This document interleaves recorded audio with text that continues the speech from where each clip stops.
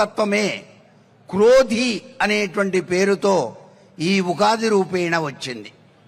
కారణం ఏంటంటే క్రోధి అనేటువంటిది శివస్వరూపం. శివుడు శుభుడు, మంగళకరుడు. శివుని యొక్క విభూది సర్వ సంపత్కరమైనటువంటిది. ధర్మం కోసం ధర్మబద్ధంగా అంటే లోక కళ్యాణం కోసం అధర్మాన్ని నిర్మూలించేటువంటి ఈశ్వర తత్వమే ఈ క్రోధి. ఆ ఈశ్వరుడు ఎవడు? సాక్షాత్తు చంద్రబాబు తత్వంలోకి వచ్చాడు.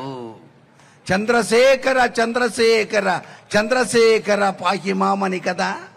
అందుకే ఇక్కడ ముగ్గురు త్రిమూర్తుల యొక్క మేలి కలయిక కూటమిగా ఏర్పడింది. ఒకటి శివతత్వం. శివుడు ఎవరండి?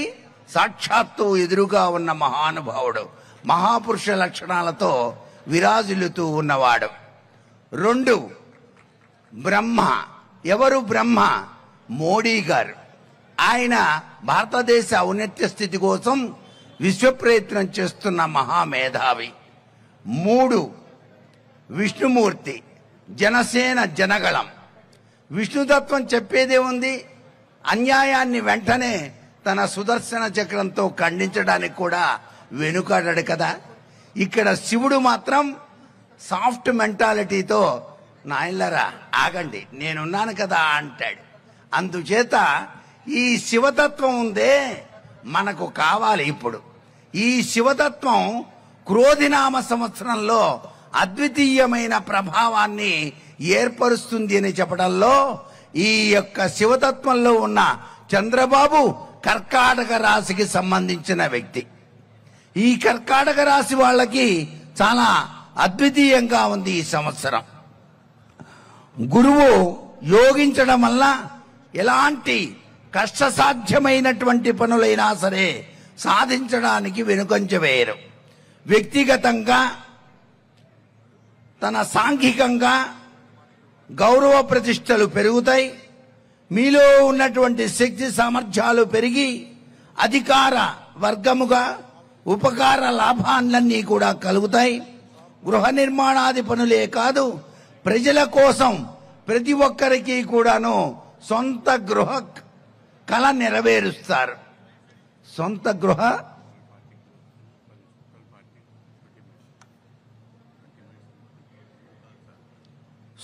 గృహ కళను నెరవేరుస్తారు. పెద్దల యొక్క అనుగ్రహం, స్త్రీ సహాయం ఎక్కువగా కావాలి. అందుకే ఆడబడుచుల యొక్క అద్వితీయమైనటువంటి గొప్ప వినూత్న లక్షణం వచ్చి తీరాలి. కాబట్టే ఆడపడుచుల యొక్క అభిమాన తత్వం ఈ సంవత్సరం క్రోధినామ సంవత్సరంలో కనిపిస్తోంది. కాబట్టి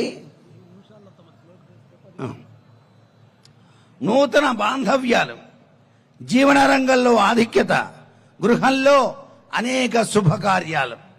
ఈ యొక్క అమరావతి నూతన రాజధానిగా తప్పనిసరిగా చరిత్రలో చిరస్థాయిగా నిలుస్తుందన్నమాట. ఎందుకు నిలుస్తుంది అమరావతి అంటే, the sculpture must have studied the fashions very well, but all human ambition earthly fall to dust అని కదా. శిల్పకారుని యొక్క వైభవం అంతా అమరావతి గుహల్లోనే కనిపిస్తుంది. అందుచేత చంద్రబాబు గారు వచ్చేటువంటి ఆయన కలలు కన్న అమరావతి నగరం ఉందే కలకాలం నిలుస్తుంది అని చెప్పడం దీని వెనకాల దాగిన పరమార్థం. ఆయన ఆచరించేటువంటి అద్వితీయమైన కార్యక్రమాలు, వైకుంఠపురం నుంచి మనకి నీటి సదుపాయం ఏర్పాటు చేయడానికి ఆయన కన్న కలలు మరలా శ్రీకారం చుడతారని ఆశిస్తున్నాను. అట్లాగే అమరావతిని శాతవాహన రాజధాని శైలిలో మహోన్నతమైనటువంటి స్థితికి తీసుకువెళ్ళటానికి ఆ పరమేశ్వరుడే మరలా అనుగ్రహాన్ని ఇస్తున్నాడని చెప్పడంలో ఏమాత్రం సందేహం లేదు. ఈ ఉగాది క్రోధినామ సంవత్సరం సర్వవిధ శ్రేయోదాయకంగా తప్పనిసరిగా ఈశ్వరానుగ్రహంతో 128 సీట్లు ఇక్కడ, 24 సీట్లు అక్కడ తప్పనిసరిగా వచ్చి తీరడానికి ఆస్కారాన్ని ఆ పరమేశ్వరుడు అనుగ్రహించి తీరతాడు అని చెప్పేసి అమ్మవారి లక్షణాల రీత్యా చెబుతున్నటువంటి వాక్శుద్ధి ఇది. నేను వాక్శుద్ధితోనే జీవితాన్ని గడుపుతున్నాను గత 40 సంవత్సరాలుగా. నేను మ్యూజియంలో గైడ్ లెక్చర్గా పనిచేశాను, అమరావతి ఆర్కియలాజికల్ మ్యూజియంలో. అప్పుడు నన్నపనేని రాజకుమార్ గారు మినిస్టర్గా ఉన్నారు. నాకు ఉద్యోగం ఇస్తాను రమ్మంటే రాలేదు. నేను ఇక్కడే బాగుందన్నాను. ఆ అమరావతిని నేను వదిలిపెట్టలేదు. అంటే అమరావతి అంటే నాకు అంత ప్రేమ అన్నమాట. అమరేశ్వరుడు అంటే అంత ప్రేమ. రేపు బాబు గారు వచ్చి అమరావతి రాజధానిగా నూతన అనేక రకాలైనటువంటి చర్యల్ని చేపట్టినట్లయితే ఎలా ఉంటుంది అమరావతి అంటే, శ్రీకరమై వర్ధిల్లుత శ్రీ అమరావతి రాజధాని ప్రజా హృదయ మందారవింద సూర్యోదయం రంజిత భాష రత్నాసనమున రమ్య సాక్షితి తోరణాలతో శ్రీ అమరేశ్వర శిష్టదేవత కరుణా కటాక్ష వీక్షణాలతో అంటూ పాటలు పాడుకొని తిరుగుతాం మేమంతా కూడా. అందుకే రావాలి రావాలి బాబు, చెయ్యాలి చెయ్యాలి అమరావతి అభివృద్ధి, దేదీప్యవంతంగా కలకాలం ఆ చరిత్ర పుటల్లో నిలిచిపోవాలి.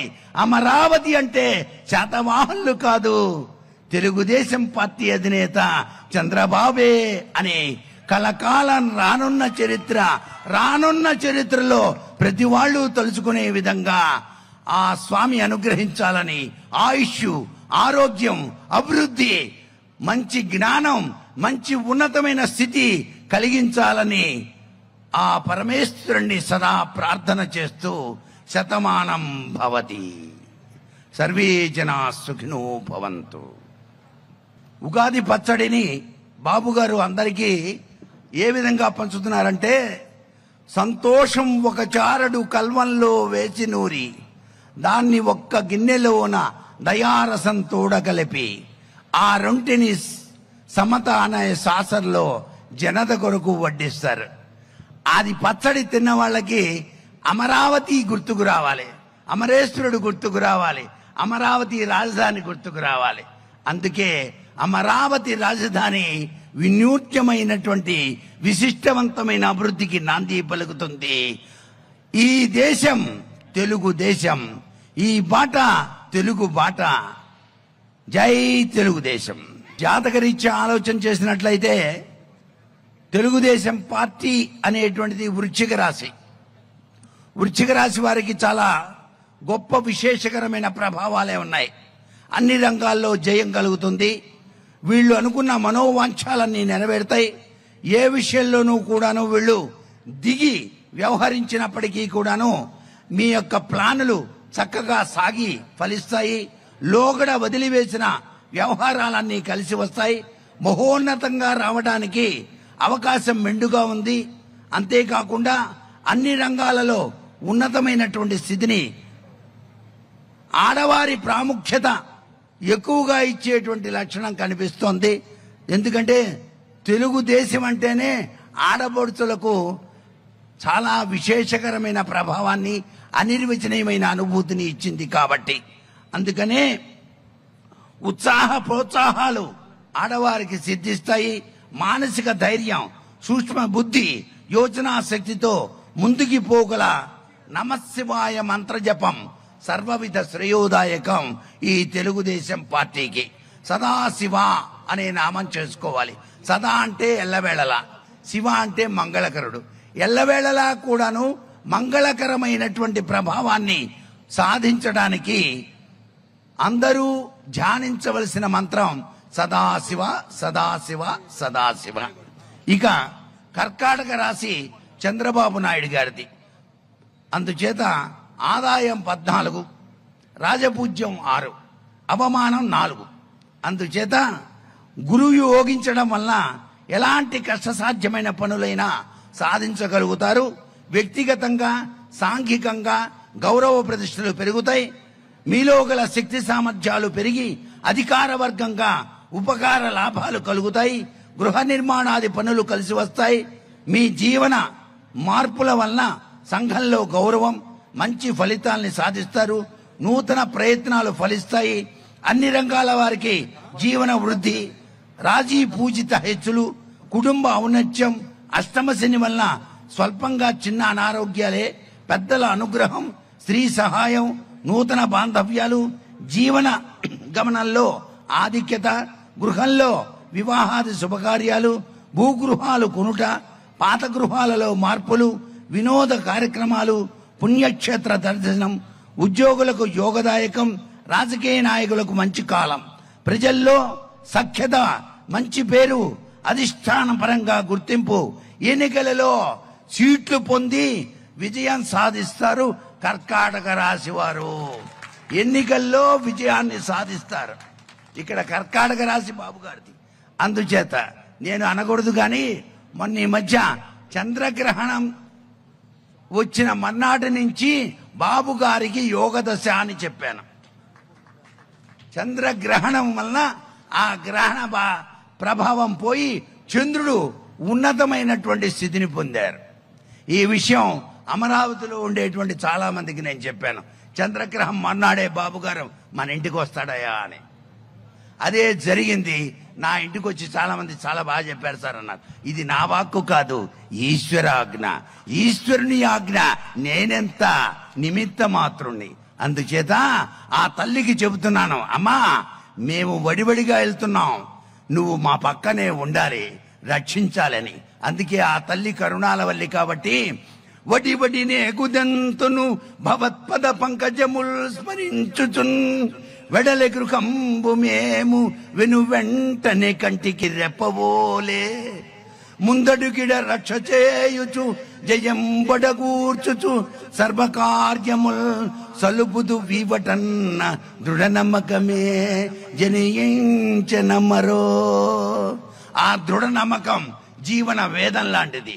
నేనున్నాను మీ అందరికీ అనే ఆ దృఢ నమ్మకమే విజయ సిద్ధికి నాంది పలుకుతుంది. అదే శివతత్వంలో దాగిన పరమార్థం. ఆ శివుడు ఎవరంటే సాక్షాత్తు చంద్రబాబు నాయుడే.